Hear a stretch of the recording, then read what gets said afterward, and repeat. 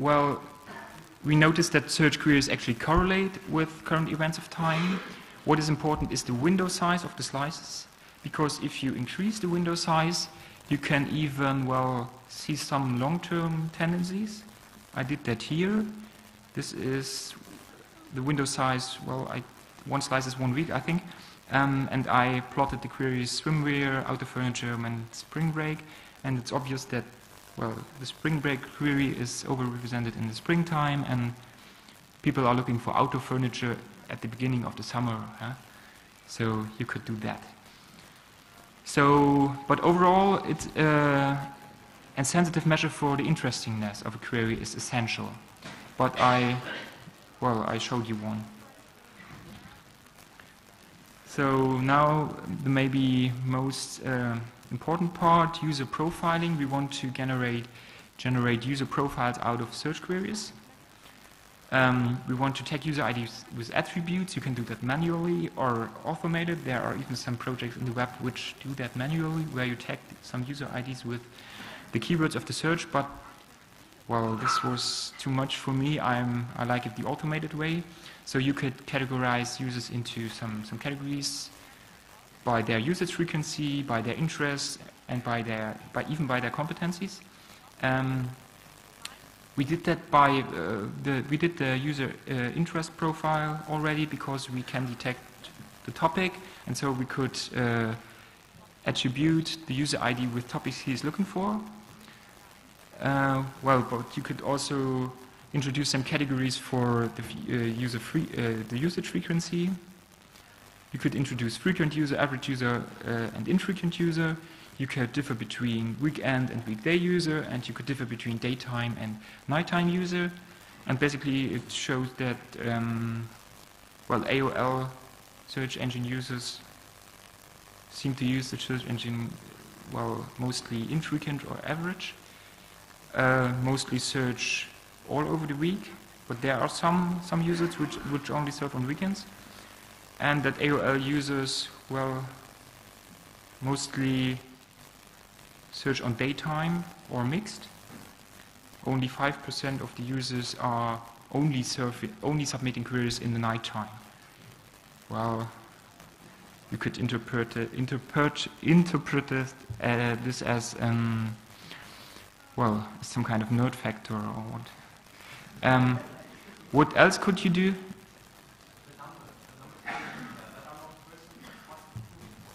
Sorry, I did not understand. The numbers you have given you last slide,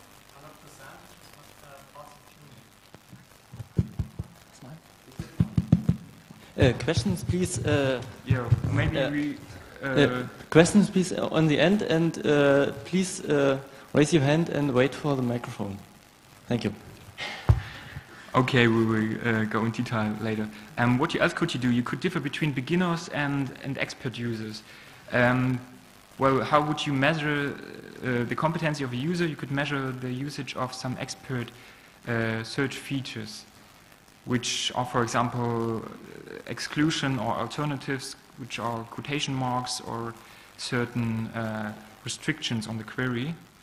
Well, but it turns out that on this data set we cannot well, investigate in detail, because AOL, well, filtered some characters. So we cannot, I cannot give you some numbers here. Well, you could grab for in URL, in title, in text. Well, and surprisingly low, only 17 users at all are using such special features. Okay, what else could we do? We could try to identify the individual which is behind a certain query set.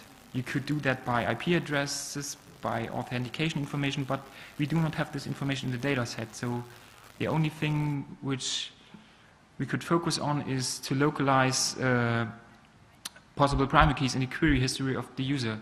So the precondition is that users are actually searching for keys of themselves.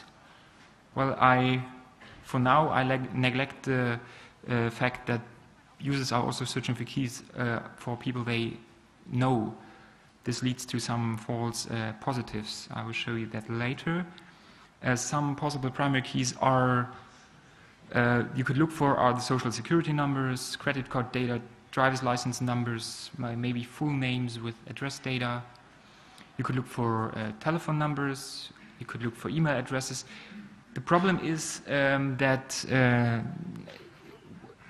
the key found actually correlates to the user who entered the query. This is not sure. This is not for sure.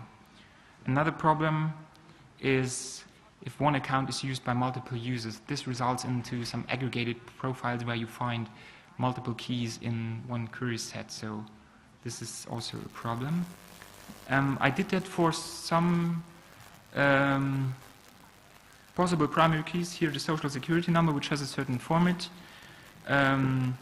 Basically a number split in 3 parts, consisting of an area number of a predefined set, a group number, and a serial number. These are the results. There are queries with real social security numbers in the data, but you cannot be sure if that social security number actually belongs to the user who submitted it. These are false positives. Find Robert Williams or locate Keith Evan Thompson. So probably this is not the user who submitted the query. You could look for personal names. There are a lot of possible approaches to identify personal names in queries. For example, one sophisticated approach is named entity tagging, but what I did here is I used very large list of first names and last names. This is sufficient for the first try. It turns out that the results are very unspecific.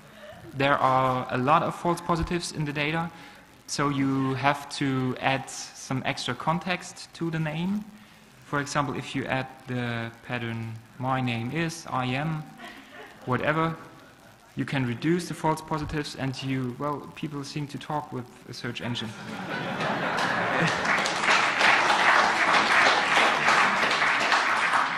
So you find some true positives with, for example, this one, hi, my name is Amy Bruce, I'm 7 years old.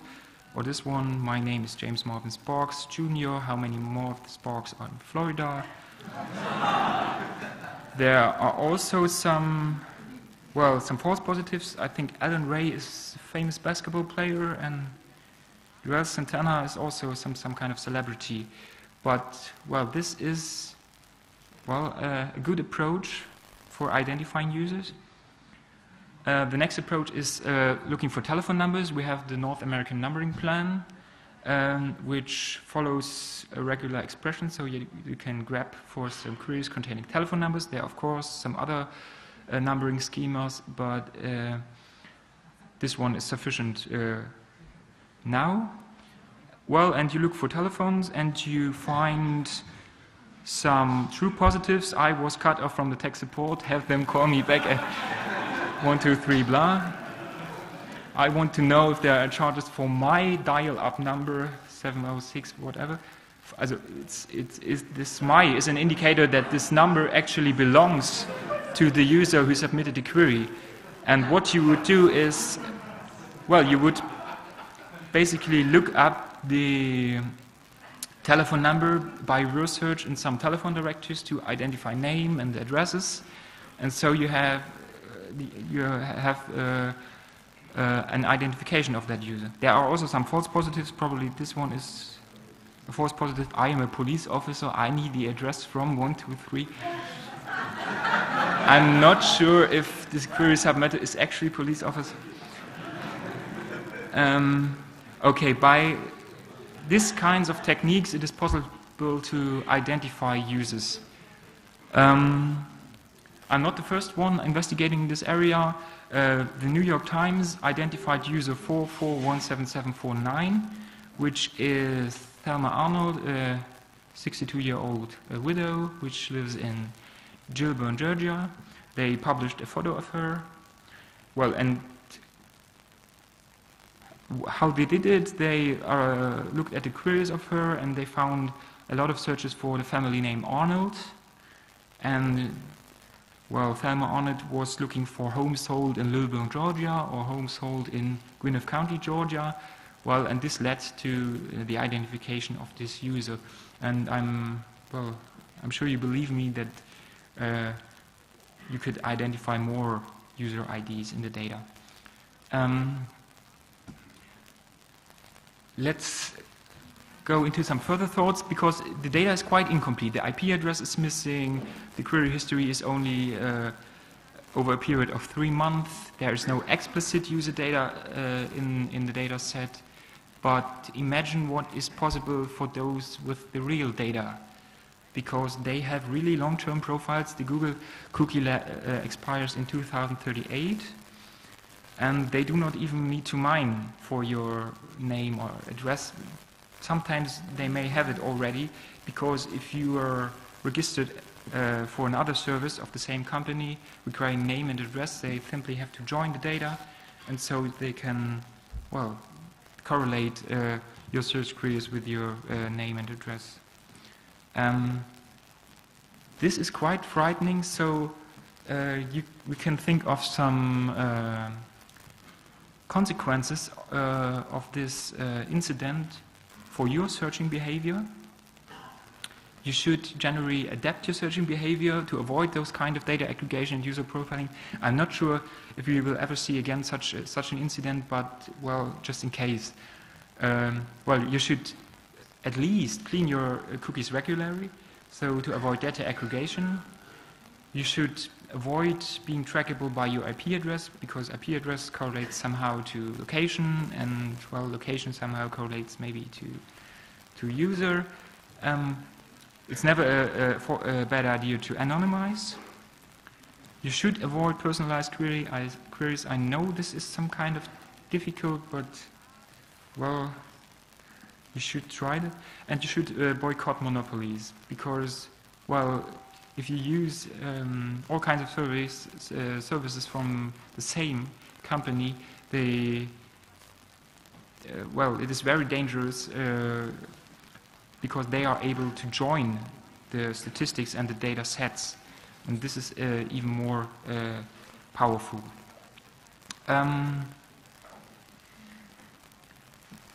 Okay, let's summarize the whole thing. You've learned that search queries are actually private data, although AOL thought that this the data was anonymized. We have seen that a broad range of knowledge can be mined out of the data despite the anonymization. Well, I could not show you all details because, well, I thought I have not enough time, but, well, we couldn't go into detail later. We saw that user identification is possible. Of course, IP addresses and long-term profiles would make things much easier, but still it is possible. And, well, you should adapt your searching behavior accordingly, so you should derive some consequences for your searching behavior. Well, that's basically, that's it.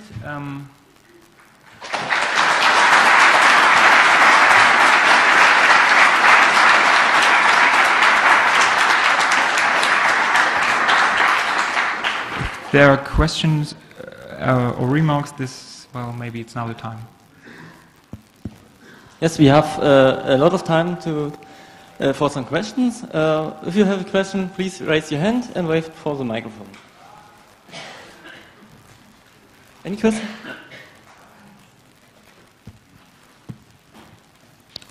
Do you know how much of the queries are not included in your categorization chart, so where you couldn't find the matching URLs in DMOS? Well, I could look that up, but at the moment I'm not aware of the number.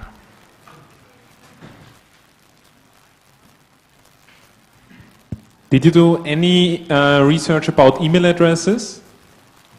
Email addresses? What kind of email? If people search for email addresses. Email addresses? Yeah.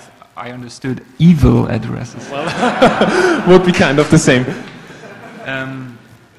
Well, people are searching for email addresses, but again, the problem is does the email address correlate to the user who submitted the query, or are they looking for people they know by the email address? There are